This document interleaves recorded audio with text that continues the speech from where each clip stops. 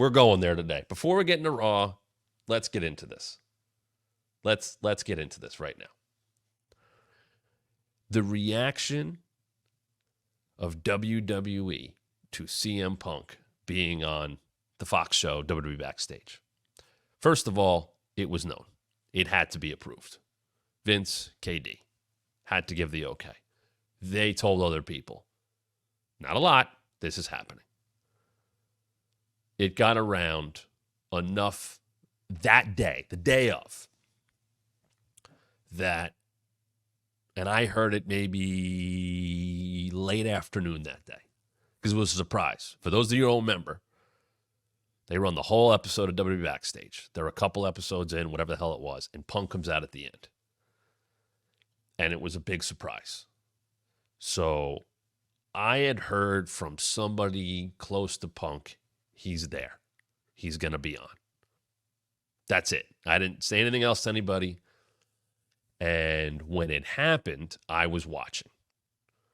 There's not a lot of people watch that show, but I watched that show for that reason, because it was late. It was 11 o'clock at that point. And I watched the end, and he's out there for 2 seconds, and he did the thing when he walked right up to the camera. And he goes, "Just when you think you got all the answers, I changed the questions. Thank you, Roddy Piper." They lit him terribly. You couldn't see the guy. And show. And I text people right away. Can we talk about this tomorrow? The bump was on the next day. Can we talk about this?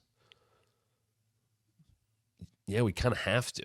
Okay, what do we need to say? Because I had heard, when I heard about Punk, like, this was a Fox call. This is what they wanted. They thought it was, they had wrestling. I don't think people know this.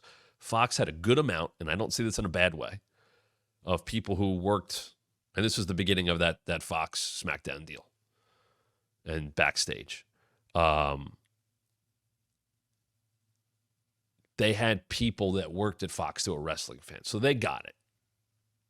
In a way. Sometimes it went overboard and they were too inside baseball, inside wrestling, and whatever. But I appreciated that they had people who understood wrestling. And they wanted Punk. They knew it would be a big deal. And he wasn't on all the time, and I don't think that helped. And he, it was kind of going back on his word, and some people say he needed the money. I don't know those answers. I know it didn't move the needle very much. And all of a sudden, he's like talking about Keith Lee and stuff that's going on. It was very weird. And yeah, I know Punk has talked about that a little bit on certain shows. And Fox people liked him. And you know what? He had no issue with Fox, right? Why would he? He had done commentary for UFC. He had fought in UFC. Fox had to deal with UFC at the time. Sure. There's no issue there. His issue was with Vince and Hunter, I guess, technically. And I'm sure others in WWE. So he pops up, and it was weird to see him talk about it. So I text people as soon as he makes an appearance, and I'm like, "Can we talk about this?" Yes. So we were basically told he ain't appearing that we know of. He's not going to be on WWE programming in terms of outside of Backstage. Now all of a sudden, like, it's a comeback. He is going to just be on that show. He's not going to be on all the time. We can acknowledge it. And that's all it was. If you go back and watch that bump episode, which, by the way, it's like a couple of weeks into the show, maybe a month or two, we address it. I think I kind of took the lead because I knew the most about it. And I was like, "Hey, CM Punk's back," and we were trying to play nice with Fox. That's what you do with your TV partner. You play nice until the deal's almost over, and then you forget about each other, which is kind of what's going on right now. But you play nice. So I was, CM Punk, and we know about his history in WWE, and we know that with that microphone in his hands, who knows what he's going to say, and we haven't heard him in so long. And that was it. Like, that's it. It was very quick, and I think, as everybody knows, it didn't end up meaning all that much to Backstage in the big picture. He wasn't on every week. It was very much like Roman being on SmackDown. "Oh, Punk's going to be back this week. Cool. What's he going to not really say much about?" And he would kind of crap on stuff. And that show went too inside at times, I remember Paige complaining about people being heels and stuff like that. And, Athena. I know what they were trying to do. It's just too often they would crap on the product, which was weird because they were broadcasting the product. So they were kind of crapping on creative. And I was like, how does this help? Like, that's why those shows are always tough to do. I said that about Bump. Like, well, you're trying to be kind of journalistic-y and you're trying to be a broadcaster, but you're still working for the company. So you got to find ways to talk around stuff, or, you know, you don't highlight crappy booking, or you don't highlight things that didn't go well, all that stuff. So, you know, I don't think Punk made much of a difference. But once Punk was kind of back in the picture,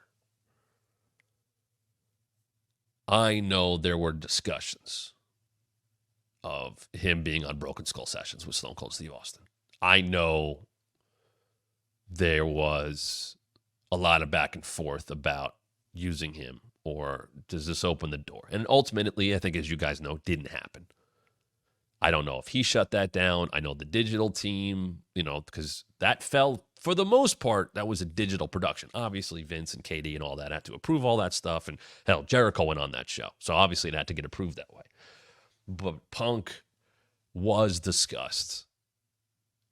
It was at least an idea to have him go on Broken Skull Sessions. And they didn't do it. RM just talking about it could still happen. They haven't done a Broken Skull Sessions in quite some time. Take that for what you will. And I don't know what that means. Austin, I'm doing the Stone Cold right now. Oh, is that a half a shooting to work, brother?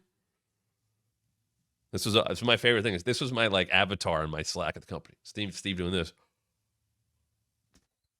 Austin is I'm surprised, and I shouldn't be, because his life was made on this thing. Yeah, and a bunch of stunners and all that stuff too. I get that. But Austin, the character, and talking and everything, you know, he few captivated a crowd like Austin. Very few. So him becoming a great interviewer should be surprising, in that, like, everything he did, and Steve was very protective of his character and very protective of his spot. The whole Brock Lesnar thing, taking the ball, going, you know, he's talked all about that. And there was a level of, especially at that time, protecting your spot.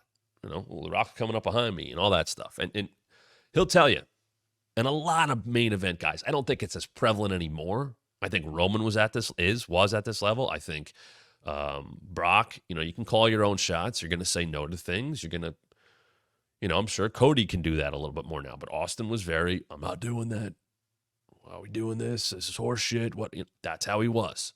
Hey, this is Matt Camp. Thanks for checking out one of our recent clips from the Wrestling Mat. Why is someone so close to The Rock kind of throwing Cody under the bus?